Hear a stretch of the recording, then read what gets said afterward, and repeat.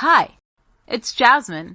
You know, that girl who did you know what way before the internet ever existed. Join me and my special guest every week as we talk about anything and everything because nothing is too taboo. So punch your ticket and get on board the Krazy Train with me, Jasmin St Claire. All aboard! Welcome to a brand new episode of Krazy Train Podcast with me. Of course, this week's guest is someone that a lot of people in deathmatch history, deathmatch wrestling history know of because he's been to Japan, he's been all over the USA and other parts of the world, spreading his blood, spreading his madness, and getting scar by scar for it on his forehead. He's a complete legend. Let's welcome to the show, Madman Pondo. So I have to say, I don't feel guilty about not showering for 2 days because whenever I get hot chicks on the show, it's like I feel like I got to be all like clean and everything, and they can like smell me through the computer. But thank God it's a deathmatch wrestler. And you can probably smell me through the damn computer. Like blood flows. You know, I can't even scratch my forehead without something leaking from somewhere. So that's a lot of years of death matches right there when you can do that. Hello, Jasmin St Claire. I am so sorry that I am a computer moron and this has taken so long, but now we're here. Thank God my girlfriend is not a computer moron and showed me the way. Yeah, like I think she had to be there because if she wasn't, something would have just, gone absolutely wrong. But I'm just glad you made it on today because you've been doing this for how many decades? Wrestling for 34, but death matches probably 20, I think 27, 28, something like that. June 24th, 2024 will be year 35 for this dumbass here who can't leave wrestling alone. Yeah, I don't think it leaves you alone because I feel as though you just put your name up there on a post and like you just start getting bookings instantly. Yeah. Why did you choose deathmatch wrestling? Like, was there some kind, like, what drew you to that? Because that is some brutal shit. So, do you remember when WWE had the In Your House pay-per-views every Sunday? Yep. Well, me and like 11 friends would all conjure up the $50 and we would rent those every Sunday. They were on every Sunday. And I got to noticing that all through the pay-per-view, we weren't really watching it, you know? I mean, it was entertaining, it was okay, but you know, we always watched the main event. Like the main event was the coup de grace of the pay-per-view, and all eyes were on the screen for that. But the rest of it, we'd be up eating pizza or, you know, joking around each other. And then I was a big tape trader at the time, so I had all types of Japanese, Puerto Rican, and Mexican deathmatch videotapes. So after the pay-per-views, my friends always said, "Hey, Pondo, throw in one of them bloody tapes." They didn't even have a deathmatch name yet. They were just bloody tapes. So I would throw one in, and all eyes would be on the screen. I mean, attention, you know, boom, right on the screen. I'm like, shit, I can do this. This is what I can do. And so the first two who started doing them in America was Ian and Axel Rotten. And Axel remained at ECW. Ian, depending on who you talk to, got fired or walked out. If you talk to him, he walked out. If you talk to everybody else in the world, he got fired. So as soon as I found out that he wasn't in ECW anymore, I searched this guy. I looked everywhere for this guy, and I finally found him, and I've been doing death matches ever since, and nobody's more satisfied with their life doing death matches than Madman Pondo. Yeah, I think so because I look at your forehead, okay? Not to be rude, but it kind of reminds me almost of a Japanese road map. Yeah. which is an accolade because I told New Jack his looked like a Chinese roadmap. Japanese is just Mm, upper end, like that's more classy, I think. I And get you. it's it goes to show like what you guys put your bodies through, and I don't think people understand that. Then you see assholes doing backyard wrestling that have no clue Mm. what the fuck they're doing. Is there a right way and a wrong way to do these things? So there is. You are 100% correct on that, and I've been really trying to push this subject to the new generation of deathmatch workers.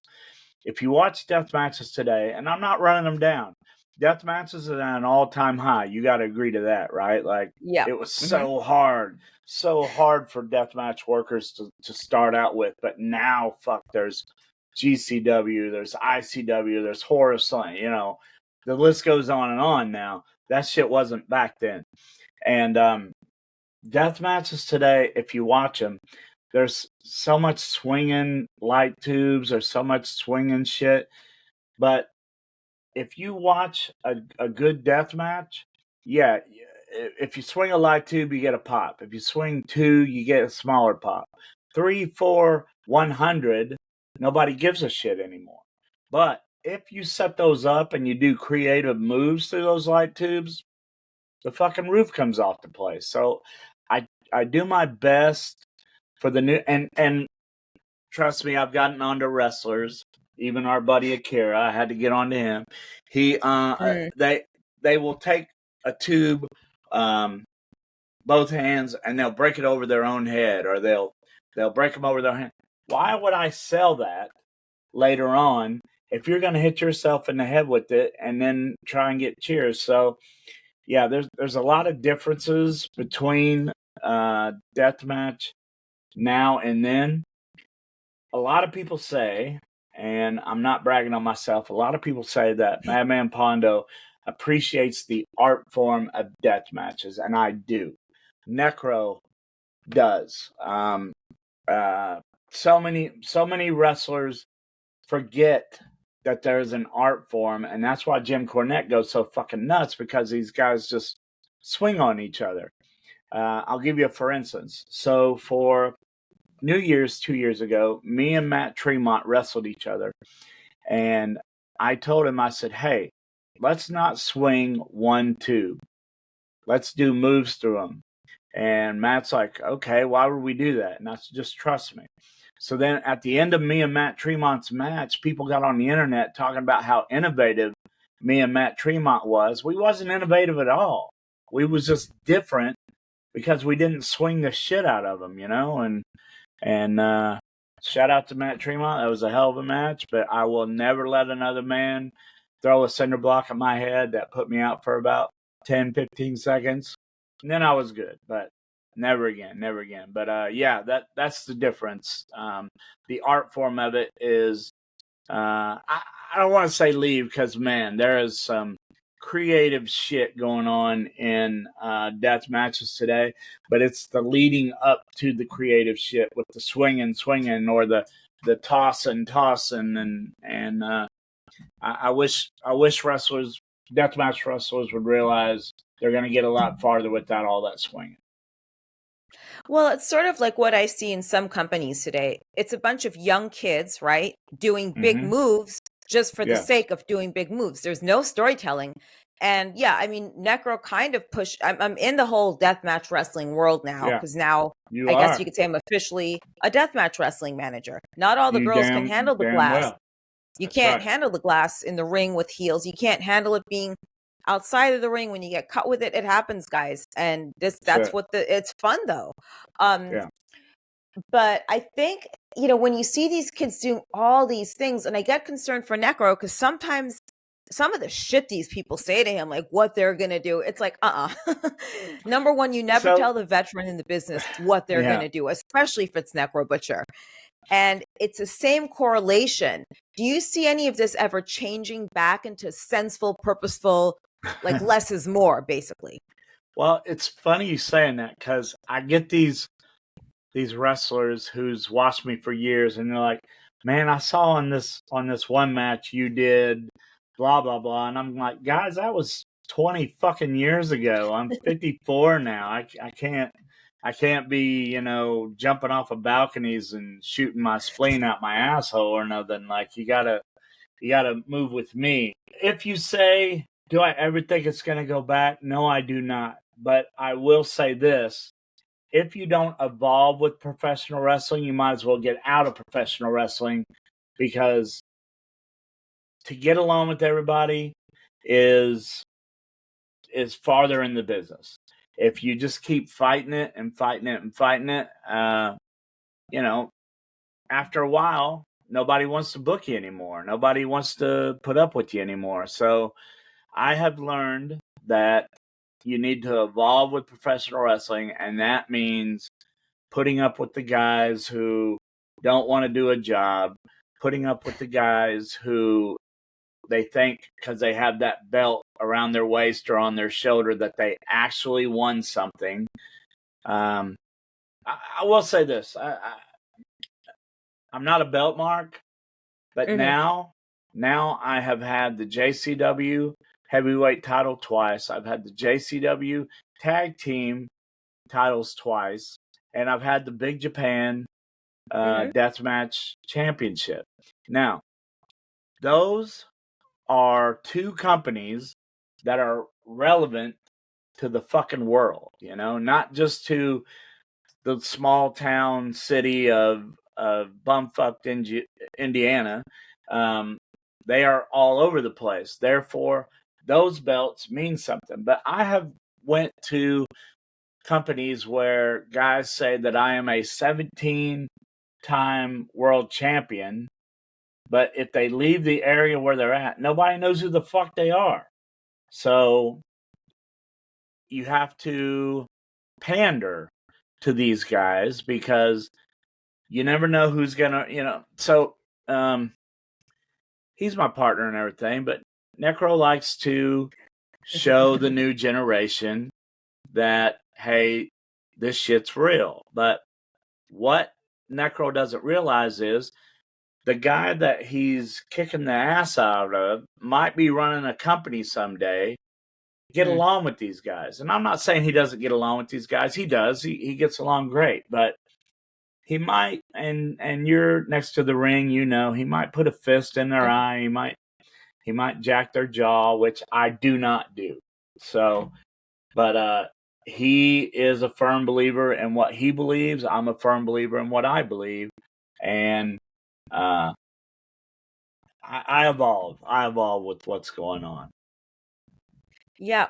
And that's another thing with pro wrestling. People mistake the role of a valet and a manager. A manager gets involved in the matches, guys. And usually, if you are not selling to my opponent, I will have my opponent throw you to me and whack the Right. shit out of you with a Singapore cane. That's just the way it goes. I'm jealous you work for JCW. I always wanted to do one of those shows. It looks like so much fun. Do they throw Fago soda, like different flavors, and it probably Oh my sticks to your God. skin after, right? Well, not so much in the match, but Uh-huh. I have been on stage for Fago Armageddon for so many times that I'm over the shit. Like I never have to have it happen again. And yes, you're right. It gets you all sticky, but you have to realize I've been at JCW since day one. I was at Stranglemania Live, I was at Hellfire, and then JCW. And the very beginning of JCW, in front of Insane Clown Posse fans, I'm the one saying, fuck Insane Clown Posse. So if you think Fago's the worst thing that they threw at me, hell no, Yeah. man. Like, keys, change. One time something hit me in the back and it felt really hot. And I asked Necro, I'm like, hey, what did they throw at me? And he looked and he pulled it out, and it was a quarter with a razor blade taped to it. Yeah, like they love the Juggalos love Insane Clown Posse, and I get it. But I was the only one brave enough at the time to take these hits. Like when I got in the ring, the ref and the ring announcer knew to get the fuck out, because when I grabbed that microphone, the shit was coming. But yeah, Fago. I mean, yeah, it's a shower for sure every time you get off stage. I associate Fago with mullets, and mullets, by the way, isn't just a trendy hairstyle, assholes. It's a lifestyle. You got Fago, Bud Light, PBR. Most mullets hang out listening to heavy metal in a parking lot, and they live in like kind of fancy trailers. Some of them, they're not like bougie and shit like that. So I that's why I love Fago. I'm obsessed with mullets, by the way. Um, Yeah. the lifestyle, and I've had Fago once, and it had me jolting like crazy. But if someone's throwing keys at you, dude, you should have just kept it. Maybe you would have had someone's car alarm go off, and then you got a new Oh, car. so let me tell you this story. So, um, they're they're throwing shit at me. They're throwing shit at me hardcore. But there was this one guy who was just throwing a fucking fit, going nuts. Right. So I'm giving him heat. He's giving me heat, and I see him reach in his pocket, and he throws a handful of shit at me. And of course, it hit me everywhere. But then he gets to thinking, and I see him. I see his wheel turns. And he goes, "Oh my god, please, please." And he's holding his hand out, and I look down. The dumbass threw his car keys at me. So I picked them up, I showed them to him, I acted like I was going to throw them to him, and put them right in my pocket and took them backstage with me. Fuck that guy. And I hope he's watching. That way he knows, fuck you and your car. I don't know how he got home that night. Yeah, I think of Scared Straight, the TV show. I watched that when I was a kid, and that Yeah. reminds me one day when there was a prisoner talking to these kids. He made some guy take his boots off and threw them down. He's like, "Walk home barefoot, you faggot." It was so excellent. I'm like, "Yes." So this idiot probably walked home like barefooted and covered in piss. Uh, right now, worldwide, aside from Japan, which definitely counts to me and holds a super special place in my heart because that's like the goal, right? You're a fucking World TV. star there, Jazz. You're a I fucking love it. star Yeah, there. and I love my shirt from Seozawa. I can't wait to go Oh, back because hell I yeah. think like it's the food, it's the people, it's the culture, and I think a lot of wrestlers like really strive for that and hated on me when I came back, which I love. Um, aside from Japan, where do you think deathmatch wrestling, aside from the States, is really big? Like where in Europe? UK, Ireland, Italy? Well, ICW is over there right now, in England. I'm sorry, over in England with Big Joe and Manjera and them guys. Um, Ice Iceman, the Iceman and the Sun. Uh, so England is a good one. I've been to 6 different countries and did death matches at every one of them. When I went to Australia, I'm like, ain't none of these people gonna know who I am. And then when I got to the ring, it was Pondo, Pondo. I'm like, what the fuck? And then Mexico, um, they might not have known who I was the first time, but they definitely knew who I was the second time because I don't know if you know anything about Mexican crowds, but they are Yep. radical. And the promoter at the time said, "Hey, you being American, you might not want to go out there and put down the country. We don't know if we'll what kind of protection that we'll be able to give you." And I'm like, "Okay, no problem." First thing I did, Jazz, was grab that microphone and said, "Fuck Mexico!" And oh my god, this shit just flew everywhere. But I wanted them to know, hey, this is why I'm here. I'm here to get heat for your company. So let me do what I do. Um, let's see, Australia, Mexico, uh, England, Germany. I did death matches in Germany, and Yep. the problem with doing death matches in Germany is here's the ring, here's the fans. The fans are right next to the ring watching you do it. Now, number one, it's hard to call that way. Number two, if you swing a tube, who knows what kind of German prison you're going to wind up in for cutting this guy's face with a light tube or whatever. So Germany is a little rough on well, not really. I mean, it was back in the day. I don't know how it is now. It's been a while since I've been to Germany, but Canada has their little deathmatch clique with a company called Death Proof with Warhead and them guys. So man, it'd be hard to pinpoint which one has the best deathmatch presence to it.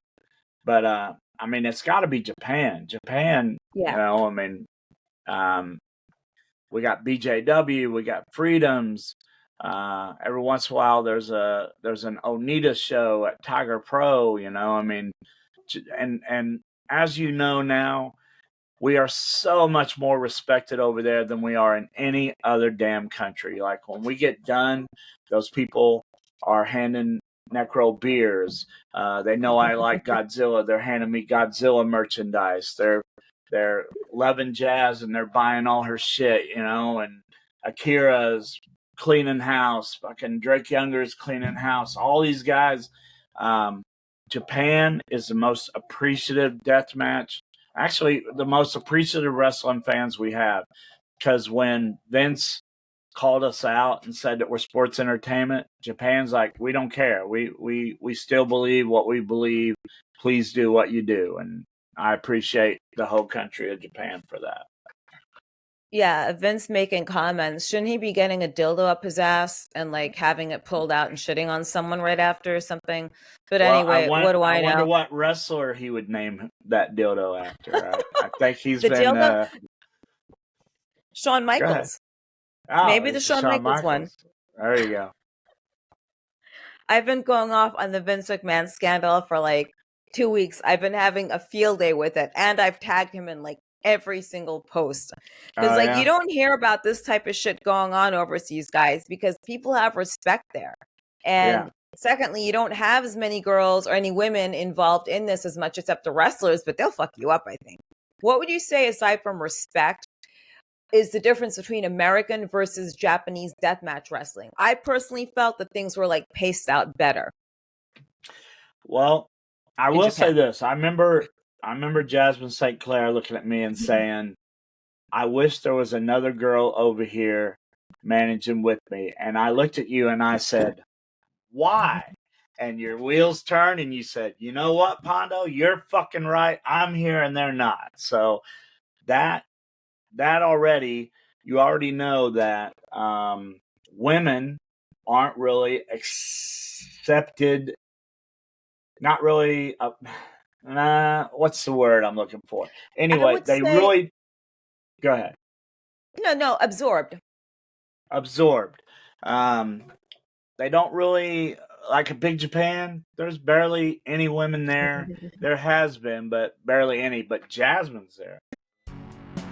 So, if you're looking for the safest and coolest way to bet online and the most variety, of course, of games and like almost anything you could bet on, stop at betonline.ag because I guarantee you there is something for everyone. Like, I personally think the matches there, like the way they do death matches in Japan, it's paced out properly. It's not a shit ton of fucking light tubes. It's just this one up in the ante. What differences can you say there are between the two? Deathmatch wise.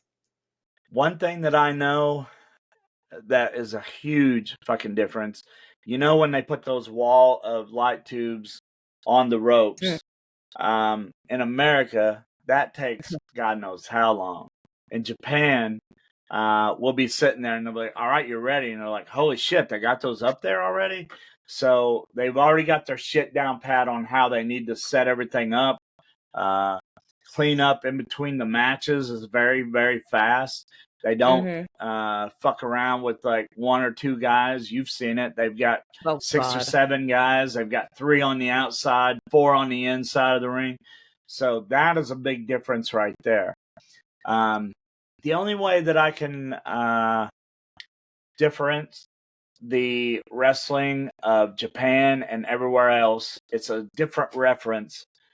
So when you go to McDonald's in Japan, the minute you walk Mm-hmm. in the door, they're like, "Eshimashi," which means, "Please let me wait on you." Then when you get to the counter, they're smiling the whole time that they're taking your order. They run to go get it. They run to bring it back. They put it on your tray. You pay for it. When you sit down, you unwrap it. It looks like every picture. It's not the cheese is where it's supposed to be. The ham. Now, if you can see the reference of that McDonald's and professional wrestling in Japan, that's exactly the way it is. Yeah, also respect. Like one thing I Yeah, noticed whenever you see kids sitting at a table, they're not in fucking pajamas like you see these kids and even grown adults. They are sitting there in actual clothes, people. And believe it or not, they put their phones down and they eat. They focus on like what's there in front of them, not doing this crap or this crap. yeah, Just, I think there's a lot more respect there, even like just in general for whatever it is that we're doing. Um, exactly. it's a great place to be because I'm telling you, like, shit is just so different here and just all the like promotional politics. It's like, I just Yeah, don't want to get involved. But I will stick up for Necro whenever needed or my friends, hoping right. those guys paid him in England, by the way. Um, so I know you have a podcast. Is it Hmm. Figure Gore Podcast? The Figure Gore podcast. It's three polite Canadians and one trash mouth me. They get very uncomfortable with some of the shit that I say, but they keep having me on the show, so I guess I'm doing something right. Well, you need that. Yeah, People are too sensitive. We need to make the world tough again is what it is, and people's that's right. skins have to be like stop being so sensitive. I mean, the amount of kickback I got when I had Teddy Hart on, I didn't give a fuck though. Right. So do you have a fascination with blood or something? Because that's gory stuff. There's got to be some correlation. I think there is personally. Since childhood, I have loved horror movies. The Frankenstein's, the Dracula's, all the shit that they would play on the midnight chiller thriller theater. Uh, in my hometown, if you had a note from your mom, you could go to the rated R movies. So every horror movie, after a while, the theater owners was just like, "Oh, he's good. Go ahead, go ahead." And then I got caught trying to go to Porky's. That sucked. But other than that, yeah, man, I just always been. I'm a bigger horror movie fan than I ever was a wrestling fan. People come to my house and they think that they're going to see all this wrestling memorabilia, and it's all horror movie shit. And everybody's like, "Where's the wrestling shit?" And I'll be like, "Oh, you see that little section over there where the LJNs are? That's pretty much it." I mean, yes, I am a pro wrestler, but uh, horror movies has always been my thing. And then the older I got, the gorier the movies got.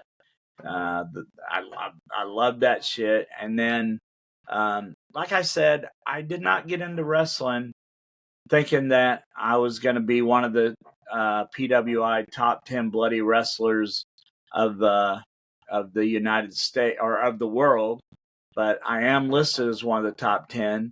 But I just basically didn't want to be one of these guys who walk around the locker room talking about how they're a vet and you should listen to me because I've been doing this for 15 years, but nobody knows who the fuck those people are. I didn't want to be a nobody knows who the fuck I am.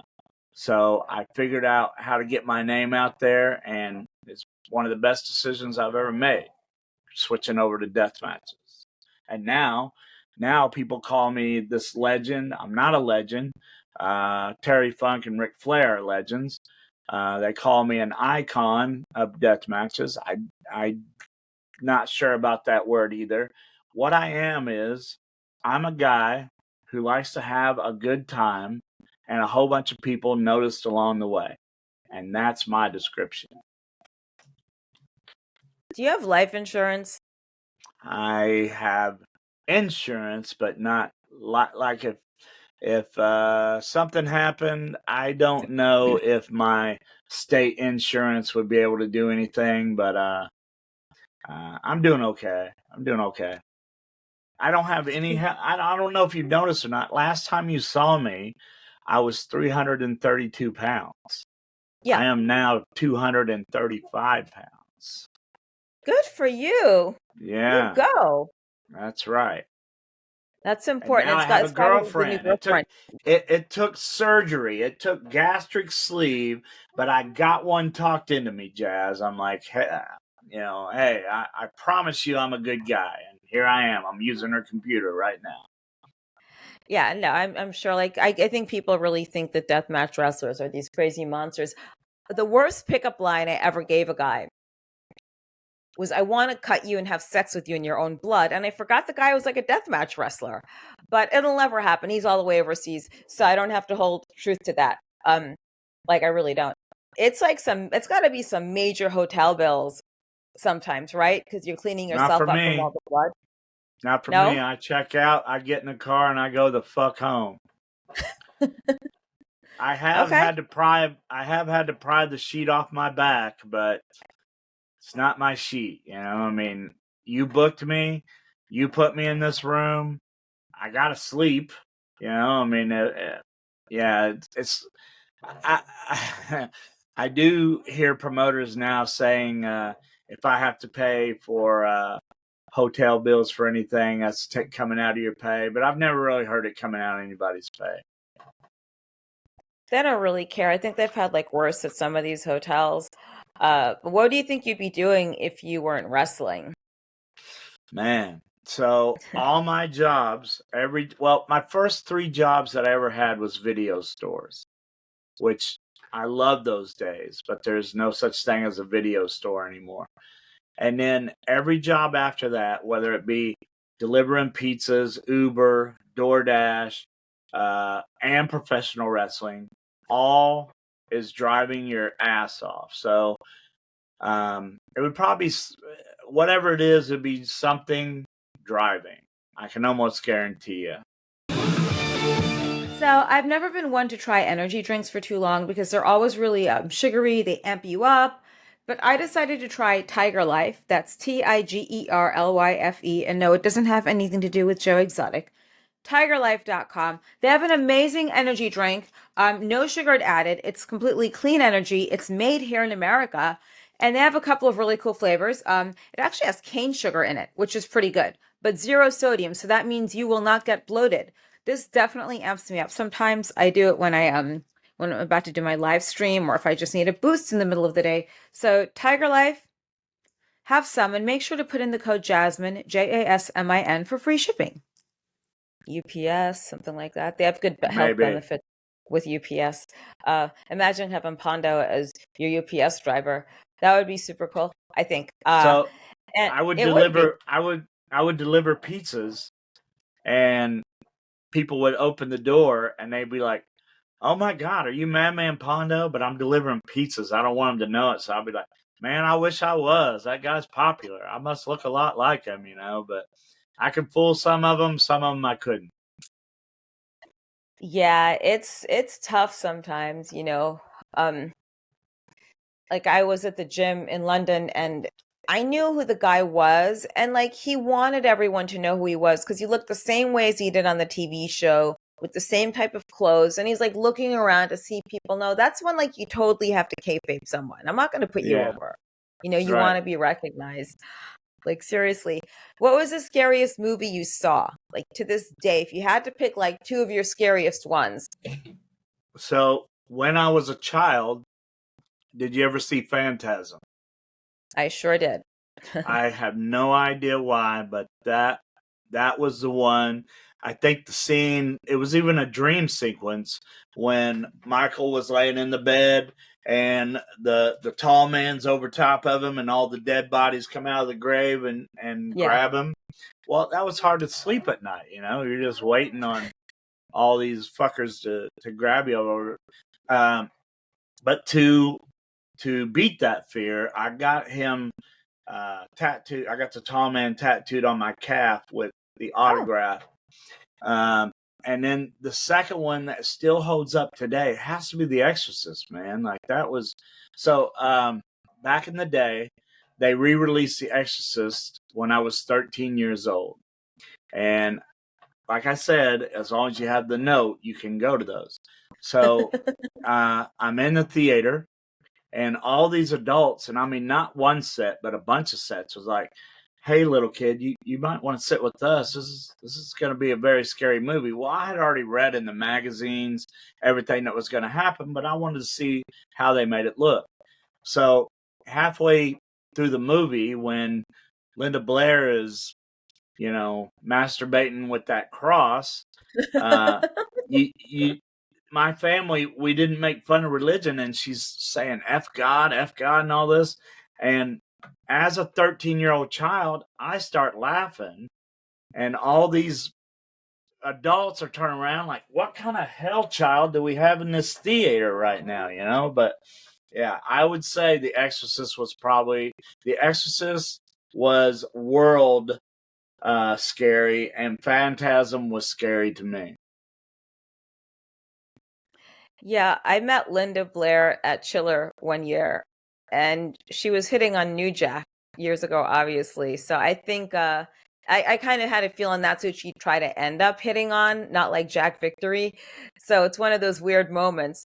And I remember having like the little fashion show that she was modeling on when she was a kid. But that movie was so gross. Like I couldn't sleep after that. Did you Yeah, ever go to the steps, the I Exorcist did. steps?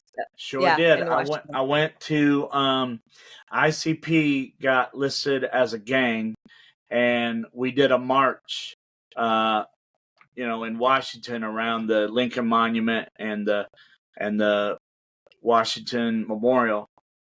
Did I say that right? Lincoln Yep. Memorial. I'm sorry, Lincoln Memorial, Washington Monument, whatever the fuck, one of those M words or whatever. And uh, I got to do a speech where Martin Luther King, where presidents, where celebrities.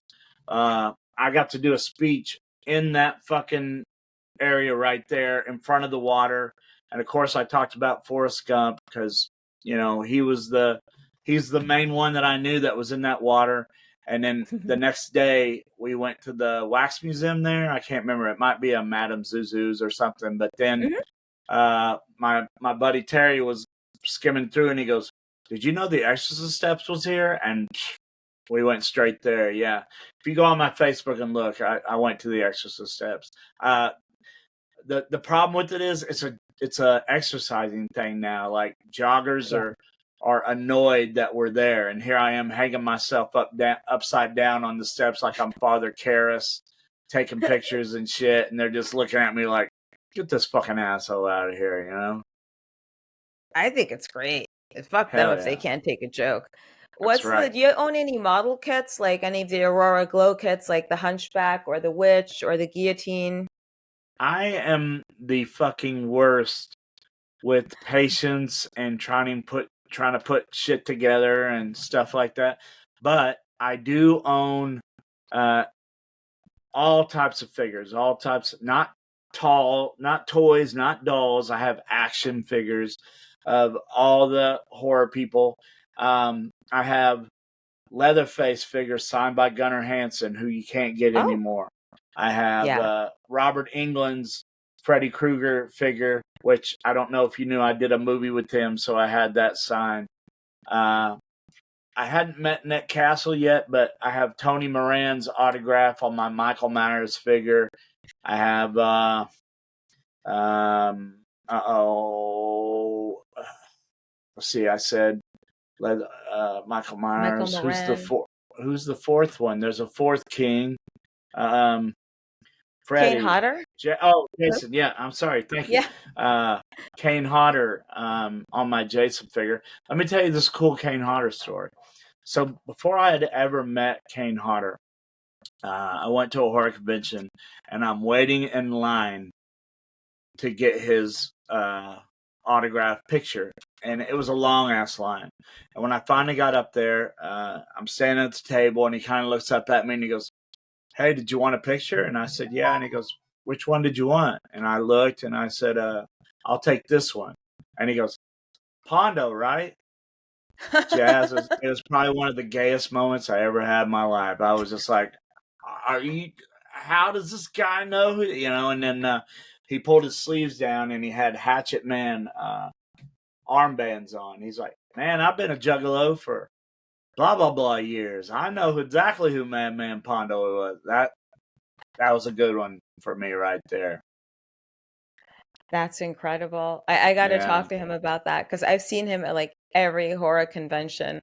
Um, yeah, I had no clue who John Russo was with Oh, films. really?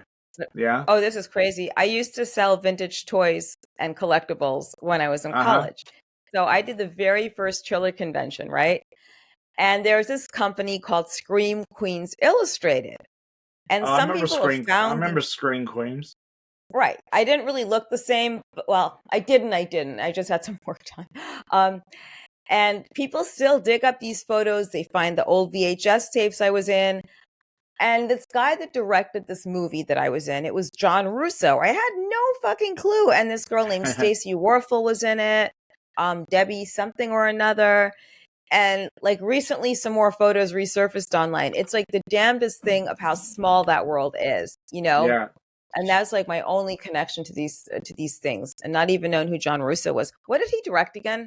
Night of the Living Dead. Night of the Living Dead. Yeah. Okay, that's my extent with of Yeah. it. Everybody But yeah, thinks George A. Romero did, but no, John Russo did more of the directing than George Romero did the direction of what he wanted, but John Russo was more the director of it. yeah. See, you're like a real horror nerd. I think that. But when are you doing the next podcast? Like, how often do you do them? 9:30 tonight is the next one That's for good. the Figure Gore podcast, but we took a little break because one of the problems with one of the cast members, and we didn't want to do the show without all four of us. But I think we're gonna start doing them. And the thing about it is, we don't have set times. We don't you know alienate our time. We just say, okay, none of us are busy. Let's do this. But if you go to the Figure Gore podcast, Hmm. that's just the way that it's spelled. The Figure Gore podcast. You will always be able to see next time that we're going to do a show. So nowadays, it's really questionable about where our meat is coming from, with people like Bill Gates and everyone else screwing up our farm produce. So I decided to try my freeze dried beef because it's the freshest beef ever at freedomfirstbeef.com. If you go to freedomfirstbeef.com, they have freeze dried 100% organic beef, and put in the code Jasmin, JASMIN, for 15% off. Cool. I'm going to check it out because it sounds like a lot of fun. And, Yeah, I do my I hope to best. see you doing more things like around. Are you going to be at WrestleCon? I only have one show. I'm doing Slack's Eat the Turnbuckle show. You're there. You're there too. Necro's there too. I thought you told me you was coming. It's at Oh, midnight. yeah, I'm Remember? going, but I have a table at WrestleCon. So I was just going to offer, if you're staying overnight, you're more than welcome to set up and sign at the table. Lou Nixon is signing. I'll be signing there Yeah. with Necro. So if you want, I'm just saying, um, If those are I'm fun not to do. booked, I'm probably just gonna go do the show that I am, go to the hotel, and fly home. Like I'm a big guy on. If I'm not booked, I don't show. I get what you're saying. Totally. Yeah. Yeah. It's like tiring. I don't think people understand. Like it's tiring even doing signings, like especially for girls. Like you get up early, you got to get your hair done, you got to do this, got to do that, and then you got to bathe for these fucking people. Just for that, I'm not bathing one day at WrestleCon. That is it. That's I'm why. just gonna like. That's That's it. why I'm glad I'm a ugly deathmatch wrestler. I don't have to bathe for nobody. They expect me to be all grimy, so I'm good. Yeah. Right. Yeah. I'm a deathmatch wrestling manager. I don't have to bathe. Yeah. Screw you, people. You're way Seriously. different than me, Jazz. I expect you to smell good. I expect Yeah. It's all the perfumes. that. So people want to find you and, look all your stuff up and see where you're wrestling, of course. Where would they find you online? So I don't know that much about Twitter and Instagram and all that shit. Like Billy Stark's dad, Robert, made them for me. He made me an Instagram and a Twitter. If that tells you how connected to this internet I am. But I would try to write people and nobody was writing me back. And I was like, you bunch of fucking assholes. But I didn't know you had to put at in front of their name, just confusing shit like that. So you can find me on Facebook. It's Kevin Canady, Canady. I'm on Facebook all the fucking time because it's easy Oh, and I I know know. how to use it. And so if you want to know more about me, a guy named John Cosper wrote a book about me. Well, we wrote it together. I told him the stories and he wrote the book. There's pictures. There's 200 38 pages of Madman Pondo serious stories, embarrassing stories. I don't hold back on shit. But if you go to Amazon.com and look up Memoirs of a Madman, you can buy my book. Or if you're wanting an autographed copy, you can go to EatSleepWrestle.com and ask John Cosper about it. And the last one is if you're looking for a Madman Pondo t-shirt, and I think I just saw Jasmin as part of this too. Yes. Corey Higdon has set up a website for deathmatch workers, not luchadors, not comedy wrestlers, not strong style, just for deathmatch workers. And I appreciate him for doing this. If you're looking for a Madman Pondo t-shirt, if you're looking for a Jasmin St Claire t-shirt, damn near any deathmatch wrestler that you could think of, if you're looking for their t-shirt, go to deathmatchworldwide.com. Tell Corey Higdon that Pondo and Jasmin sent you. He won't give you anything cheaper, but it'll make us look better, right, Jazz?